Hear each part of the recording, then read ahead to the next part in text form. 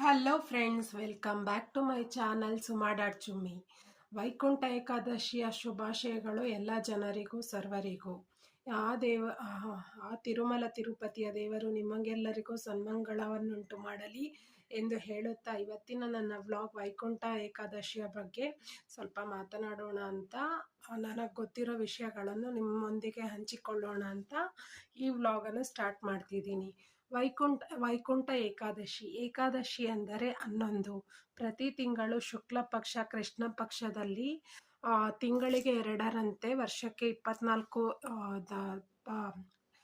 ಏಕಾದಶಿಗಳು ಬರುತ್ತವೆ. ಮತ್ತು ಧನುರ್ಮಾಸದಲ್ಲಿ ಬರುವ ಏಕಾದಶಿ ಅತ್ಯಂತ ಪ್ರತೀತವಾದುದು. ಅದನ್ನು ಸಡಗರದಿಂದ ಸಂಭ್ರಮಿಸುತ್ತಾರೆ.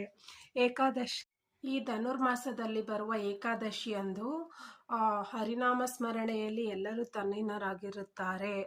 ಮತ್ತು ಈ ಸಂದರ್ಭದಲ್ಲಿ ಈ ದಿನದಂದು ಸ್ವರ್ಗದ ಬಾಗಿಲು ತೆರೆದಿರುತ್ತದೆ ಎಂಬುದು ವಿಷ್ಣು ಪುರಾಣಗಳ ಪ್ರಕಾರ ಬಂದಿರುವ ಮಾಹಿತಿ.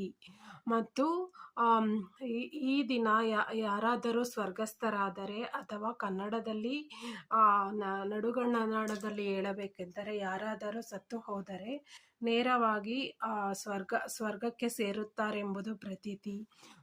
ಹಲವು ಪುರಾಣಗಳಲ್ಲಿ ಹೇಳಿದ್ದಾರೆ. ಬಾಲ್ಯದಿಂದಲೂ ಅವನು ಶ್ರೀ ವಿಷ್ಣುವಿನ ಭಕ್ತನಾದಲ್ಲಿ ವಿಷ್ಣುವಿನ ಪಾರಾಯಣ, ವಿಷ್ಣುವಿನ ಧ್ಯಾನ, ವಿಷ್ಣುವಿನ ಪಠಣ ಮಾಡಿದವನಿಗೆ ನೇರವಾಗಿ ಸ್ವರ್ಗವೇ ಪ್ರಾಪ್ತಿಯಾಗುತ್ತದೆ.